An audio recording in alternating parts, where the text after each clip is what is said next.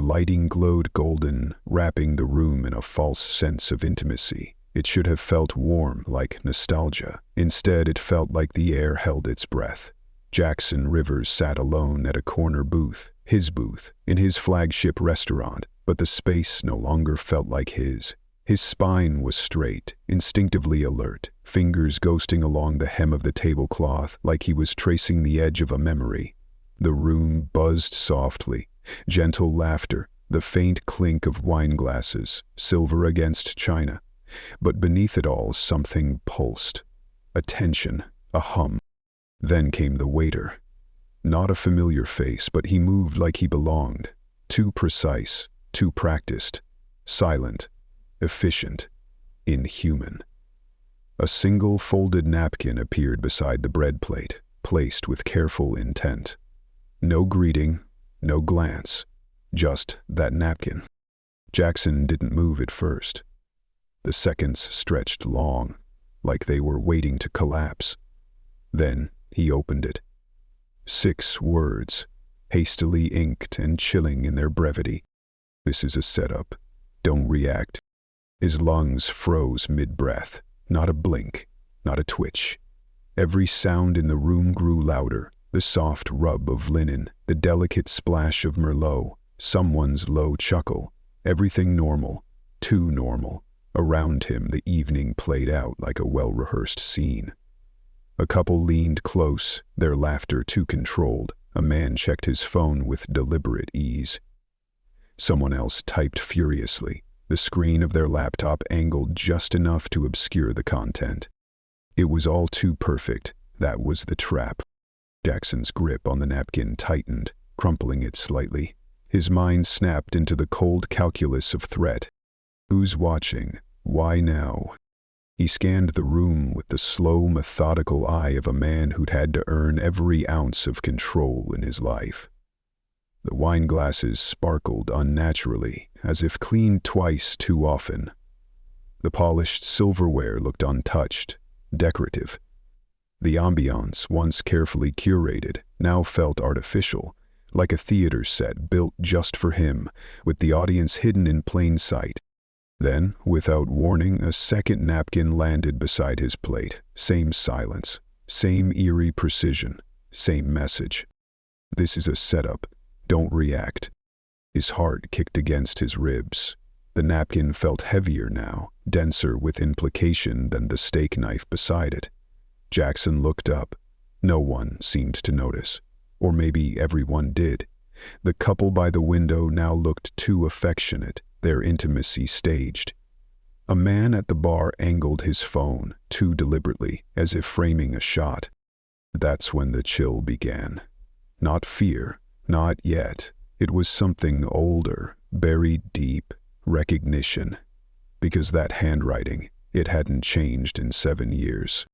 He hadn't used his name to book the reservation. He hadn't even planned to come until late this afternoon. So how could anyone have known?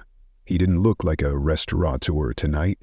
No signature suit, no polished smile for the press. Just a worn cap, dark clothes, and quiet posture. Just another man having dinner alone. But behind those tired eyes sat Jackson Rivers, 43, founder of the Aurelia Group. The man who started from nothing, who scrubbed floors in places that never bothered to learn his name. The same man who'd once believed, fiercely, that good food, served with heart, could build a kingdom.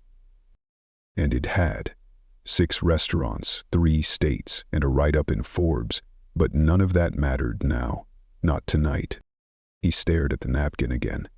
This time, it didn't feel like a warning. It felt like a test.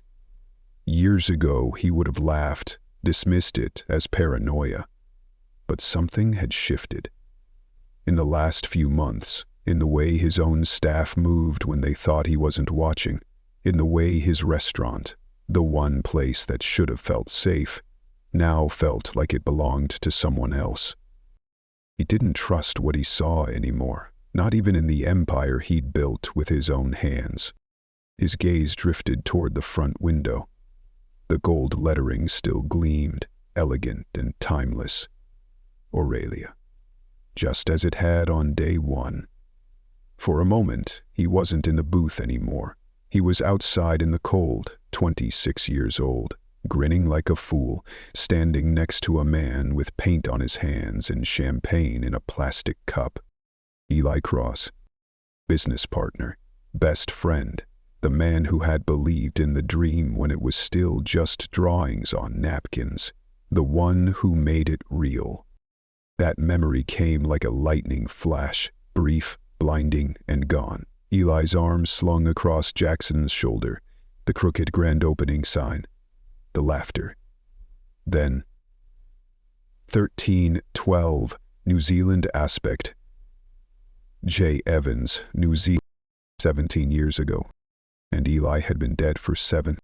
The name Aurelia still meant everything, but without Eli, it no longer felt whole. The logo blurred for a moment before sharpening back into focus. Someone in this room wanted to tear it all down. Jackson just didn't know who or why. It had started 3 weeks ago. An anonymous email. No greeting, no name, just a subject line. You need to see what they're doing. Inside, 6 blurry photos, servers on their phones mid-service, a bartender slipping something into a drink, a chef pocketing cash by the register, and one brutal sentence that hit harder than the rest. Your team thinks you're a joke.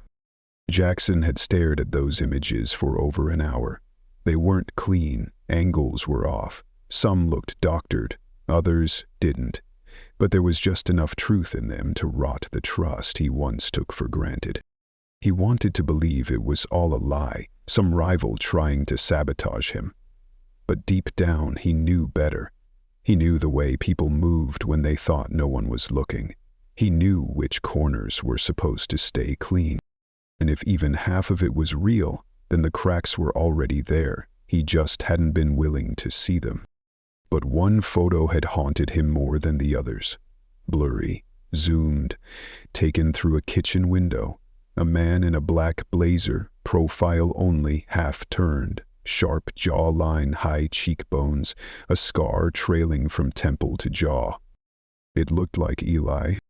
Jackson leaned closer, the image drawing him in like a whisper from the past. His heart beat against his ribs like a warning bell. It couldn't be. Eli had died in the fire that consumed their first restaurant. Jackson had spoken at the funeral, had stood next to Eli's mother, had paid for the headstone himself. He hadn't seen that face in 7 years. And yet, the man in that photo, it didn't feel like a trick of light or a cruel joke. It felt real. It felt intentional. Like someone wanted him to see it, to doubt what he knew, to question everything. He closed the laptop that night, but the image stayed, burned into his memory like a brand. And now, sitting in the restaurant that bore his dream, Jackson couldn't tell what was real anymore. But he knew one thing for certain. Someone wanted him to unravel, and they'd chosen the perfect place to start. What if Eli hadn't died at all? The thought hit Jackson like a tremor beneath calm waters, quiet at first, but impossible to ignore. He didn't call a meeting, didn't summon legal, didn't alert security. No, this wasn't something you solved with lawyers or panic. Instead, he opened the reservation system and quietly booked a table for one, Friday, 8:00 p.m., under a name he hadn't used in years, J. Reed. That gave him 5 days. 5 days to vanish in plain sight. He practiced a slower drawl in the mirror, softened the sharp edges of his tone, bought glasses he didn't need, let his beard grow out, just enough to obscure the contours of his face. Each step was a layer of distance from the man the world thought they knew. Because no one could know it was him.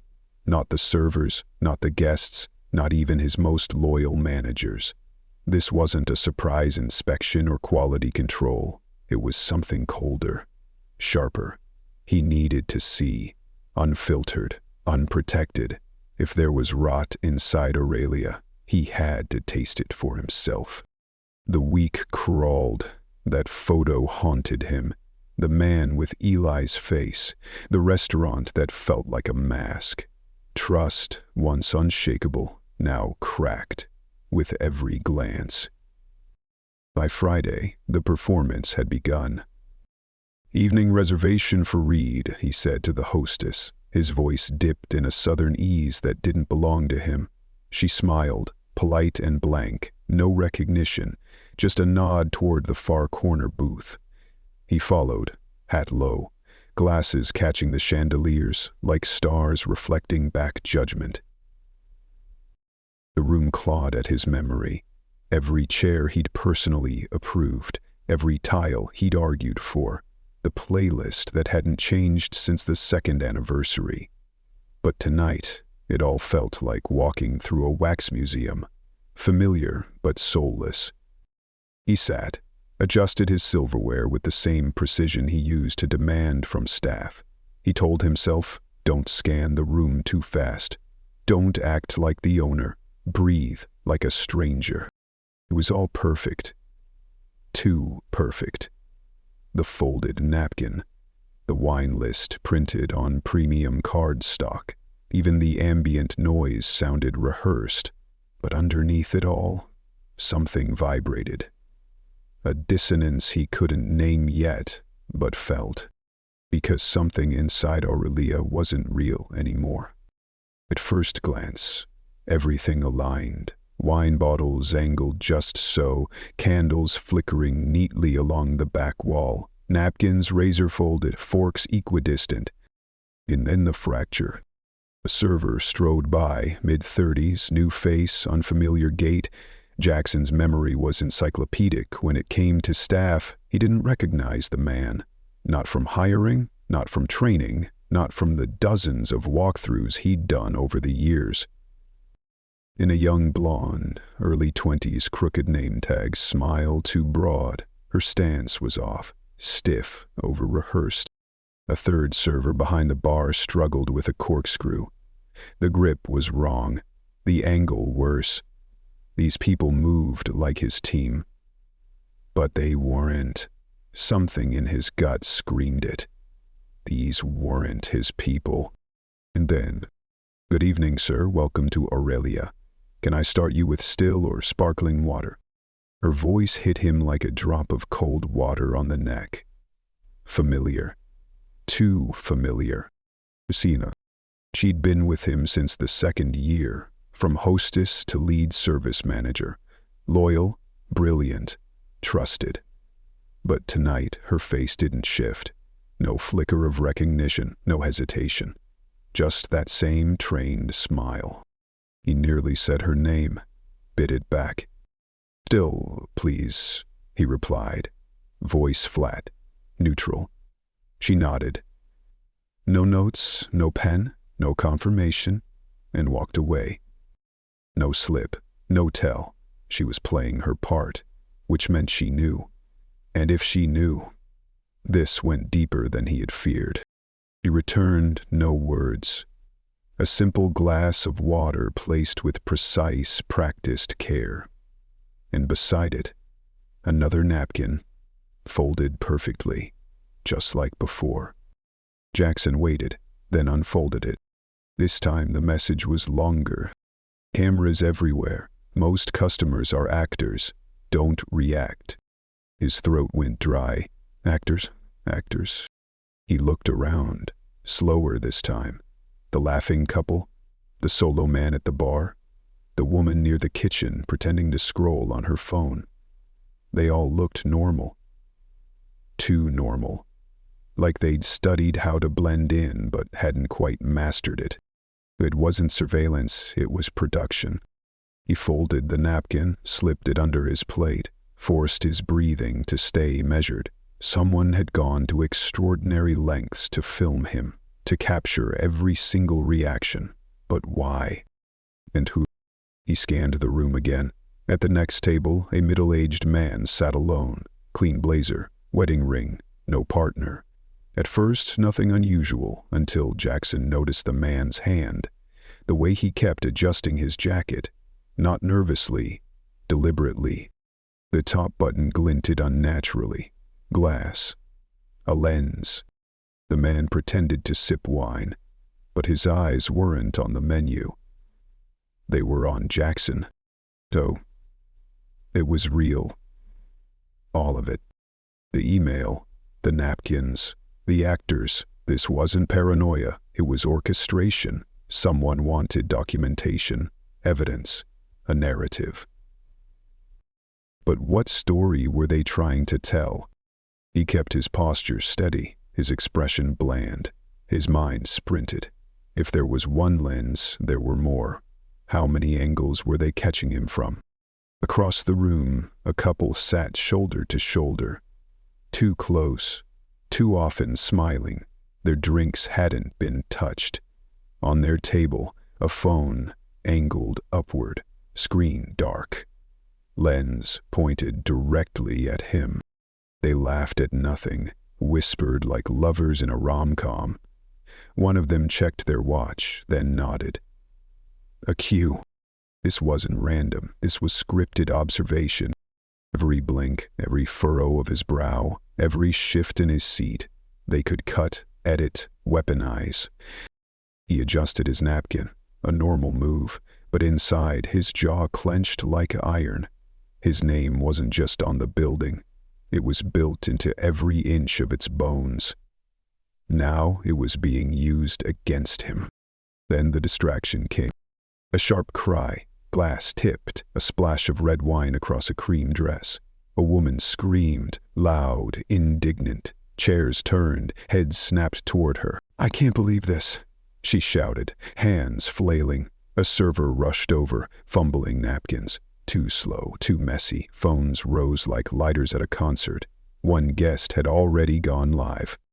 Jackson saw the red icon blinking. Dozens followed, cameras activated. A ripple of outrage, artificial and rising. The woman's voice soared, pointed to the bar, the kitchen, even the ceiling. It was theatrical, deliberate.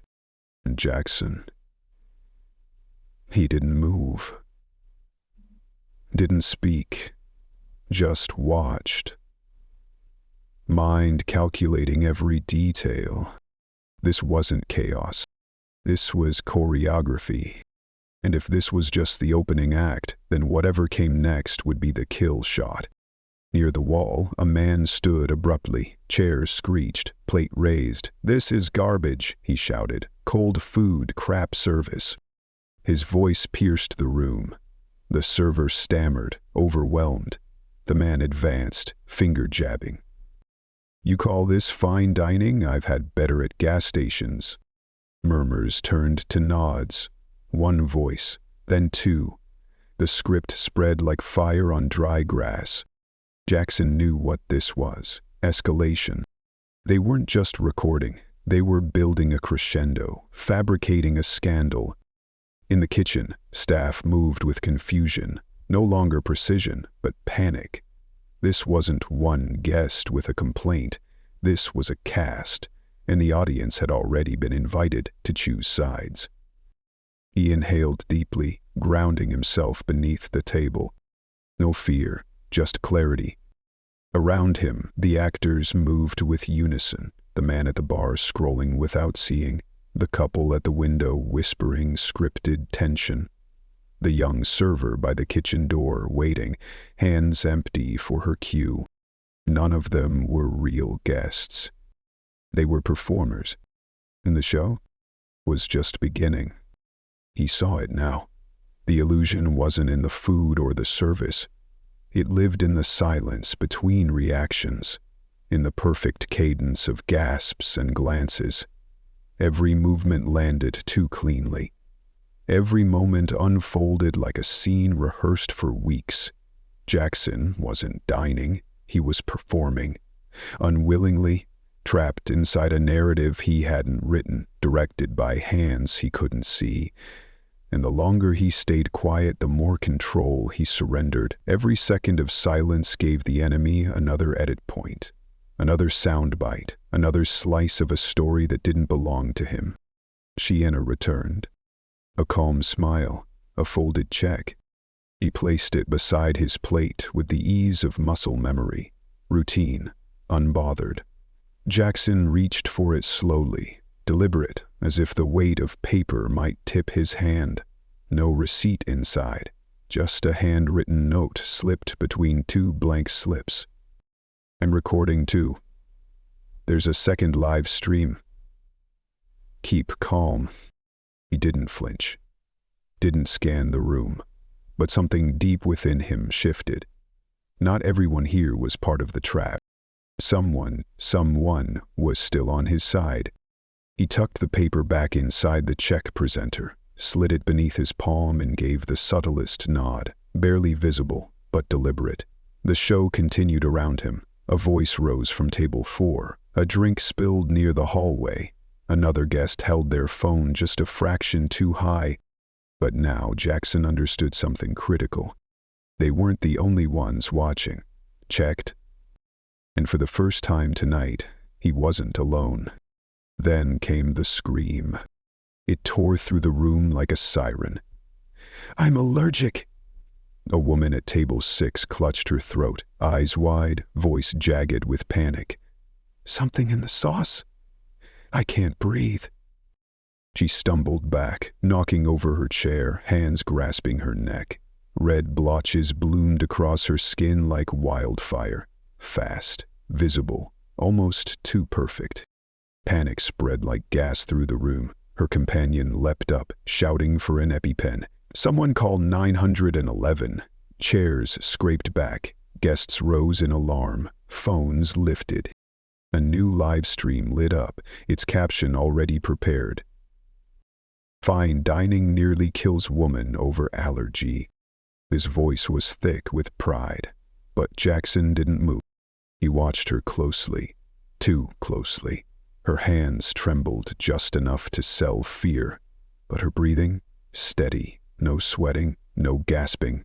He'd seen real reactions. This wasn't one. It was rehearsed terror, and the audience, already locked in. Then came the voice, from the kitchen, loud, furious. "Get it right or get out of my kitchen." It thundered across the dining room, freezing staff, drawing eyes. Jackson turned just enough to see through the pass window. A man in a chef's coat, yelling at a younger line cook, aggressive, gesturing wildly with a ladle in hand. But Jackson didn't react, because that wasn't Roberto. Roberto had been head chef at Aurelia for 5 years. Brilliant, focused, and, since a car accident, mute. He hadn't spoken a word in 2 years. This man wore Roberto's coat, had his build, his haircut, but the voice was a fabrication. It wasn't just the dialogue that was false. It was the volume. Whoever staged this didn't just want Aurelia to look bad. They wanted it to feel like it was imploding, like it had lost its soul. And now Jackson saw it plainly. Someone was rewriting his restaurant's reality from the inside out. Then, crashed. A tray dropped. A server, no older than 20, had tripped near table 12. A bowl of soup launched into the air, splashing across a guest's open laptop. Steam hissed. The guest jumped to his feet. "My files," he shouted, hands flying, screen dripping broth and something else. Jackson leaned forward, squinting. A cockroach. Limp, curled, floating on the surface like a final, disgusting punctuation mark. The room gasped in unison. Phones zoomed in. "This place is disgusting," the man screamed. "Is that even food?" The woman beside him began dry heaving, hands over her mouth like a horror movie extra. Jackson didn't gag. He didn't flinch. He felt fury. That insect wasn't from his kitchen. It had been planted, just like the actor chef, just like the fake allergy, just like the angry guest with a script in his back pocket. This wasn't chaos. It was choreography. A symphony of sabotage. Jackson forced a sip of water, trying to steady the storm inside him. Someone was directing this. This wasn't about a bad review or a business rival with a grudge. This was something deeper, personal, intentional, surgical. He scanned the room again. The actors didn't react like victims, they hit their marks. Guests weren't horrified, they were amplifying. Volume over substance, outrage over reality. And every single camera in the room was pointed at him. This wasn't about destroying Aurelia. This was about breaking Jackson Rivers. On tape, in real time. They didn't want his business, they wanted his legacy. And they wanted him to unravel while they captured every second. But he wouldn't give them that. Not yet. Because now he was sure. This was personal. He shifted his eyes to the far end of the room, just past the bar, half hidden behind a tall plant. There, a man, adjusting a small camera rig. Calm amid the staged storm. Navy blazer. Precise hands, eyes like razors. Not filming directly. Then the man turned, and Jackson's world collapsed. A sharp jawline, a faint scar above the left brow, cold, calculating eyes like still water before a plunge. Eli Cross, alive. Jackson's heart slammed against his ribs. The restaurant vanished. The actors, the chaos, the noise, it all disappeared beneath the weight of that face. 7 years ago, Eli had died in a fire, their first restaurant, gone in minutes. A faulty wire, they said. Jackson had buried the casket, delivered the eulogy, wept in front of friends and strangers. He'd blamed himself, carried that guilt like a second skin. And now, there he stood, not a ghost, not a vision, a conductor, orchestrating Jackson's collapse with surgical ease. Eli looked up, locked eyes with him, and then smirked. Not a smile, not warmth, a challenge. Jackson's grip tightened around his water glass, knuckles white, but his mind had left the room. It was back in the original Aurelia. Dim lights, crates for chairs, 2 dreamers laughing over garlic bread and burnt espresso. They scrubbed floors together, slept on produce crates, argued over tile colors and playlist volume. They built this life.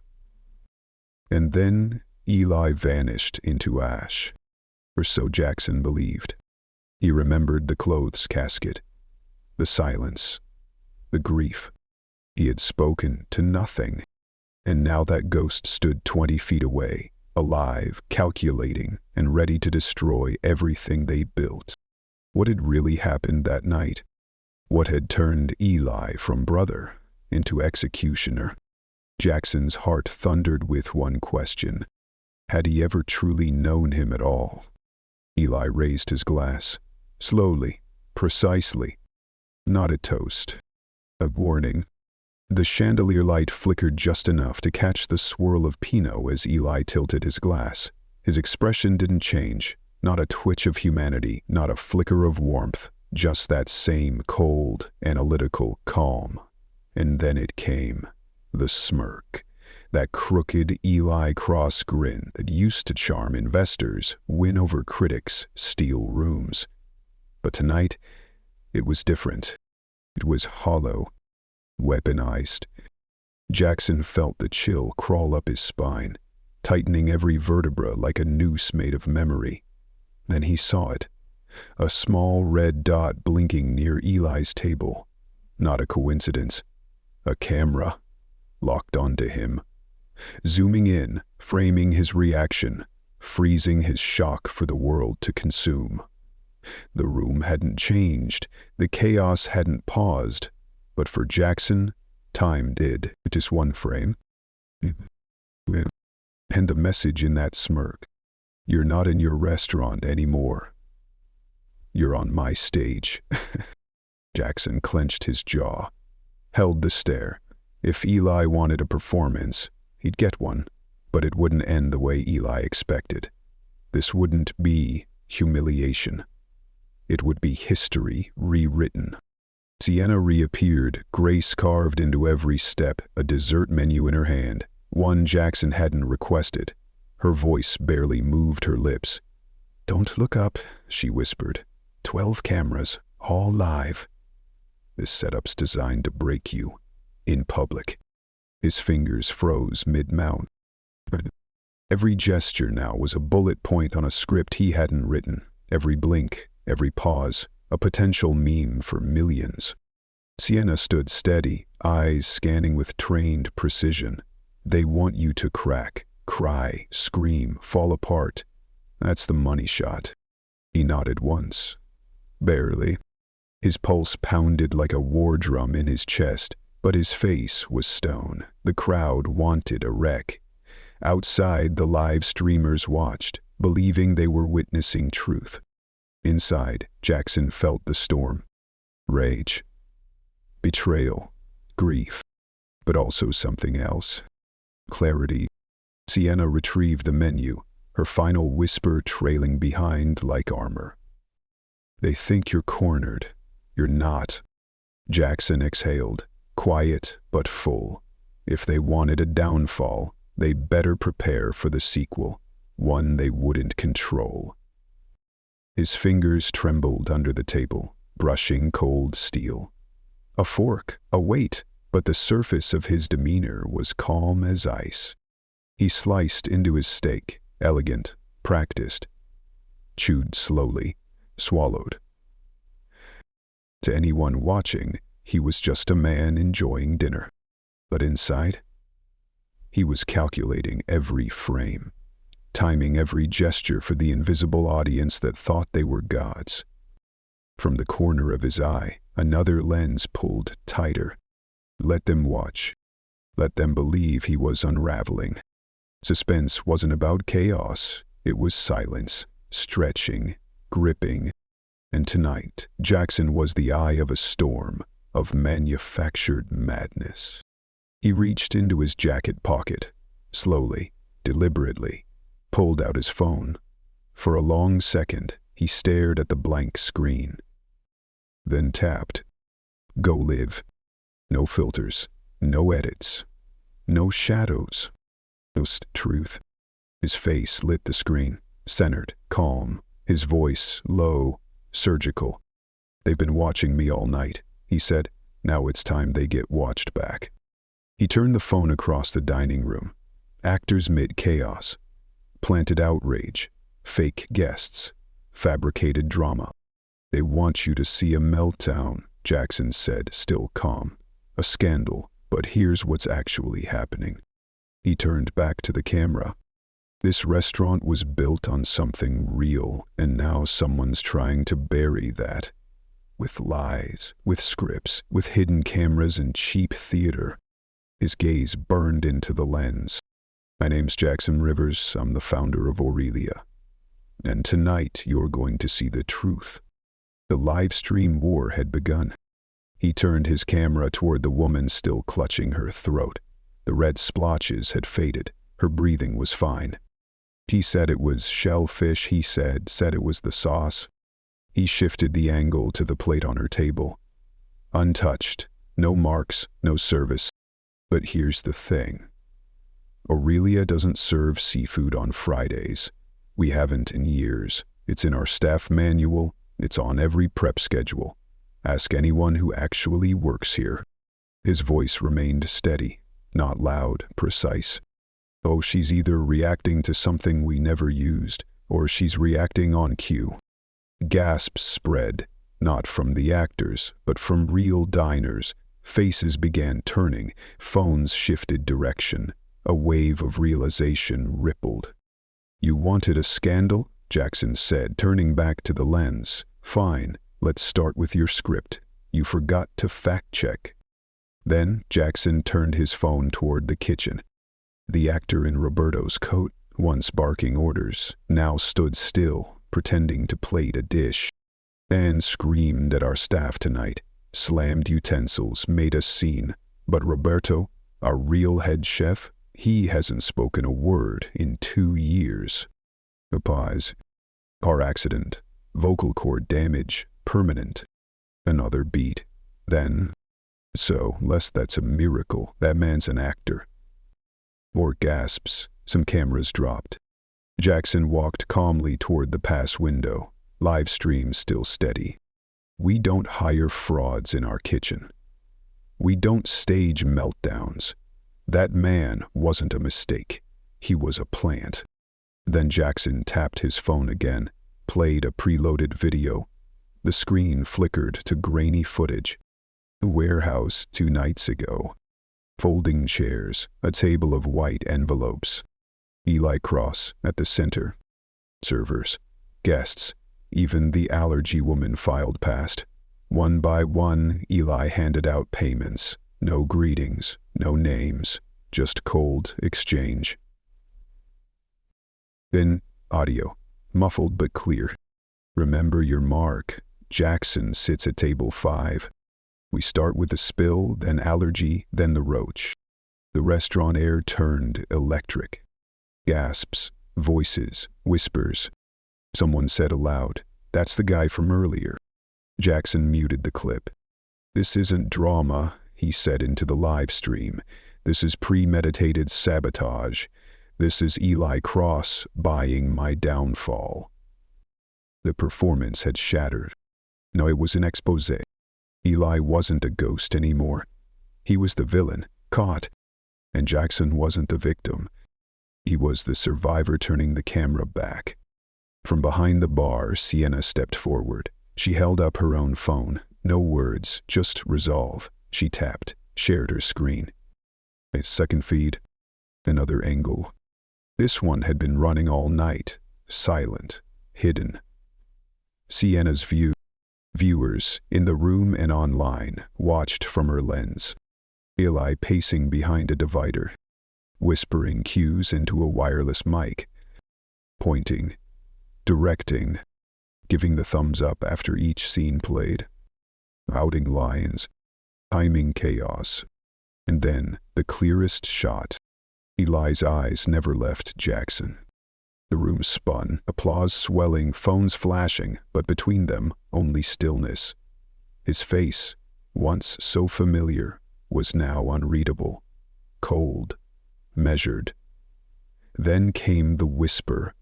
Audio from Eli's own mic, low but crystal clear through the stream. Wait for him to crack. Get the eyes. That's the moment. Sienna looked at Jackson, her eyes steady. She nodded once. This wasn't sabotage anymore. This was exposure, and now the truth had cameras too. Then, like the final cue in a twisted play, the front doors burst open. Dark jackets, heavy boots, voices sharp and sure. Federal agents. Gasps choked the room. Chairs scraped, phones dropped, conversations stopped like someone had pressed mute. Eli froze mid-step, hand still hovering near his earpiece. Eli Cross. Eli Cross. You're under arrest. Step away from the equipment. One for all crows, you're under arrest. Step away from the equipment. Call 911. Eli Cross.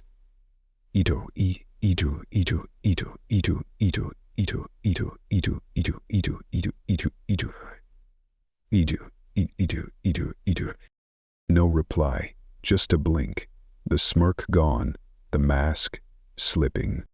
2 agents moved fast, hands on his arms, a twist, cold steel on wrists. The camera he'd been watching through fell hard to the ground. Thud. Silence. Then from a single table, applause. Then another, and another. A ripple became a wave. Online, Jackson's stream spiked past 80,000 viewers.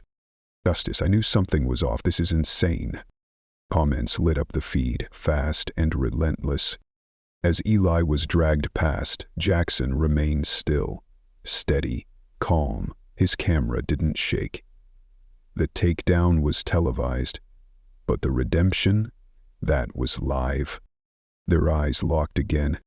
No noise, no audience, just two men, a past, a reckoning. Jackson's voice was quiet, just loud enough for the mic and for Eli. 7 years ago I carried guilt because I thought I let you die. He let the silence settle. But now I know I didn't lose a friend. I was just the target.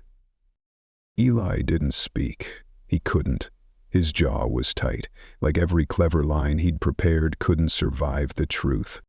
No retort, no twist, just cuffs tightening, and a betrayal finally unmasked. Sometimes closure doesn't explode, leaves nothing left to say. Jackson sat back down. No victory speech, no gesture, just presence. His phone buzzed in his hand. Hundreds of notifications poured in, relentless as a tide turning. Years ago, the comments were venom. Frud got him down. Aurelia's done. Now, they praised his calm in chaos. Dude's a legend. Dining there tomorrow. This man didn't blink. Hashtags flipped midstream. Expose Aurelia became respect Jackson. Fake chef became the real owner. Clips of Jackson chewing steak as the storm erupted around him became instant classics. The internet, once eager to witness a downfall, now revered his stillness, his resolve. Not because he shouted, because he didn't flinch. By morning, every outlet had picked it up. CEO out, sabotage plot live. Jackson Rivers reclaims Aurelia in real time. Ex-partner Eli Cross orchestrates takedown, gets taken down instead. Headlines flashed across every screen. Jackson at table 5, calm under pressure. Truth sharp as a blade. Eli in cuffs. The fake chef exposed. The allergy lie dissected. The cockroach reveal, torn apart frame by frame. Experts called it a masterclass in crisis control. PR firms said they'd use the footage in training. And the quote that echoed most? "No, it's time they get watched back." Jackson's name no longer trended for scandal. It trended for strength. He hadn't just protected his business. He had reclaimed his identity. One final glance at his screen, the feed still running. He let it roll for a second more. Then a single tap. Stream ended. No sign-off, no mic drop, just silence. Around him, the restaurant slowly returned to life. Guests murmured, staff swept. The chaos faded, like the smell of smoke after a fire.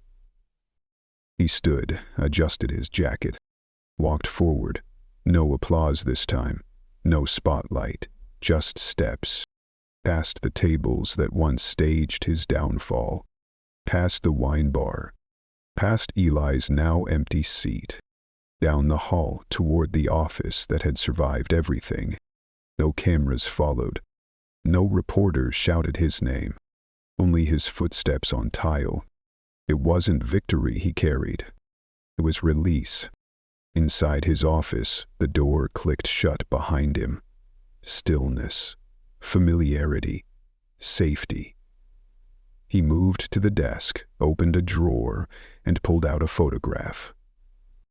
Two men, arms around each other, smiling, standing outside the first Aurelia, young, naive, full of belief. Jackson stared. No anger, no sorrow. If wait, the kind betrayal leaves behind after it burns through everything. He brushed the corner of the photo once, then slid it back into the drawer, closed it, locked it. Not to forget, but to let go.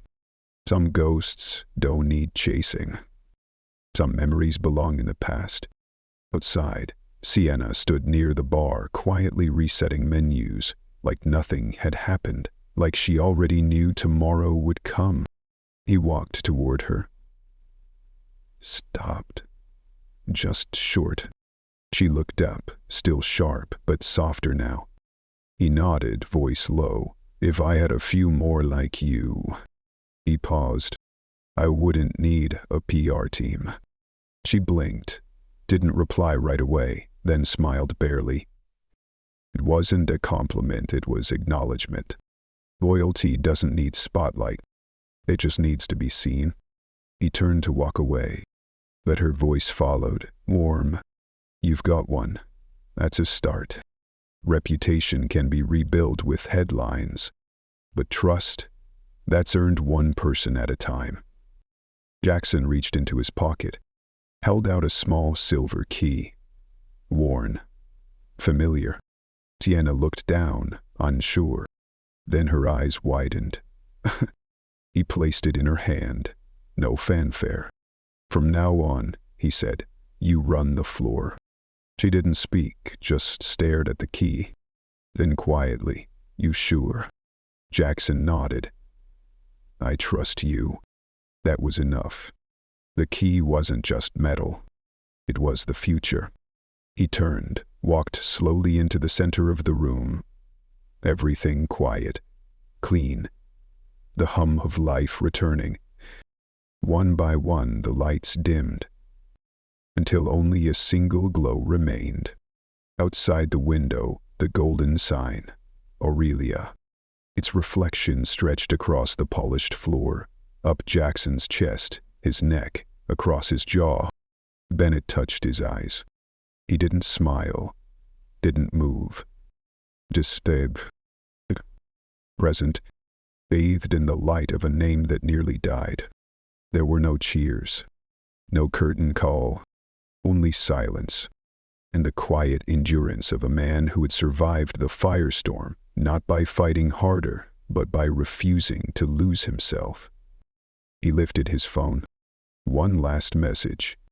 Not for applause, but for those who needed to hear it.